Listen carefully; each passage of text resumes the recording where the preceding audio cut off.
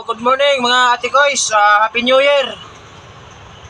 Ipapakita ko lang sa inyo kung anong yung itsura ng aming shop ngayon, January 1st, 2023. Medyo marami-raming bus nga nakasleeping, nakaparada kasi nagkanya-kanyang siwian yung mga driver kasi bagong taon, bagong pag-asa, para makasama naman nila yung pamilya nila. Kahit yung iba hindi nakauwi nung Christmas Day, yung iba naman nakauwi nung Christmas Day. Meron ding iba na driver na hindi nakauwi nung New Year's Day, pero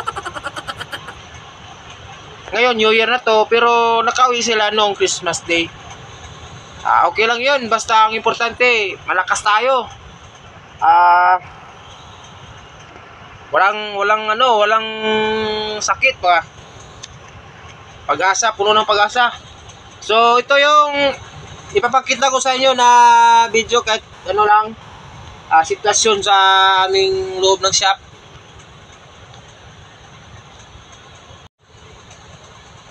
So ito mga tikoys, ang sitwasyon ng aming dito sa loob ng aming shop. Medyo marami-rami din yung nakaparada kasi walang mga driver, walang mga konduktor. Wala rin po kaming tao ngayon sa opisina kasi New Year's po. Ayan, meron nakaparada doon. Ito ang sinakyan ko ngayon. Wala po itong driver pero may job order, pero konti lang. Yan, ito po yung sitwasyon po.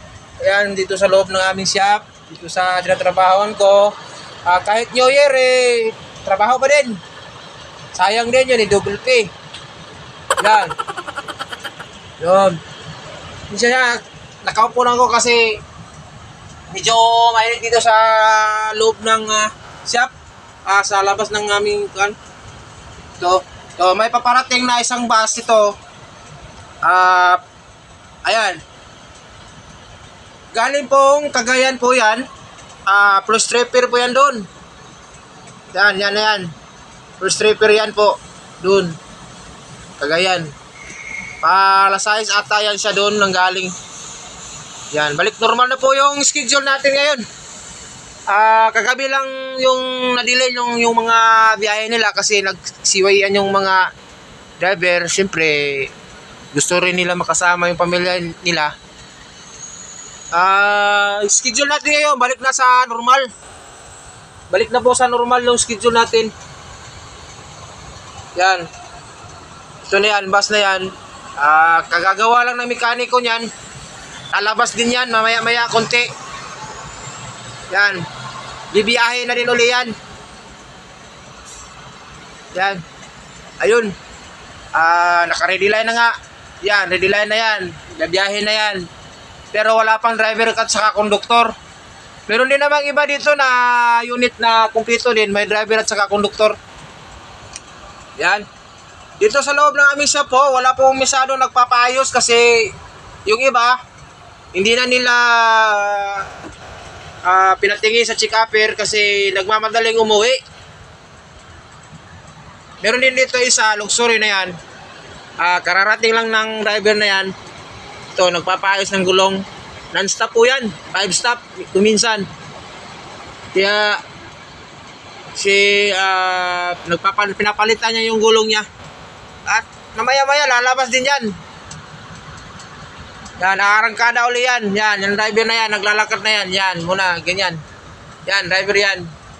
Medyo may katandaan na, pero naku, batang-bata pa. Yan.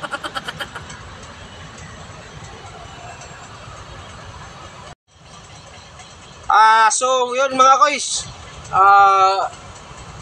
sana may nalalaman kayo at natutunan kayo. At least naman may pakita ko sa inyo kung anong sitwasyon dito sa amin sa loob ng aming shop. Medyo relax po ako ngayon kasi wala masyadong trouble. Nag-duty kasi ako kagabi. Pumasok ako ng alauna ng hapon.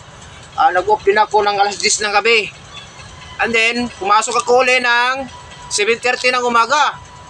And then, mamaya, mag-out ako ng alas 5 ng hapon. So, maya-maya guys, mayroon daw kaming kunting pagsasaluhan ng aming mga pamilya, ng aming mga tiyuhin sa katsahin. Pupunta daw doon sa bahay ng mama ko. Baka mamaya mag-update ako mamaya. Ipakikita ko sa inyo kung ano nang kalagayan, ano. So, yun lang mga koys, medyo magtatanghali na po, alas 11:06 na ng umaga. So, yun lang guys, update lang ako kasi wala akong magawang video, wala akong tutorial muna ngayon. Kasi medyo busy. Ngayon lang ako nakapaggawa ng video. So, thank you.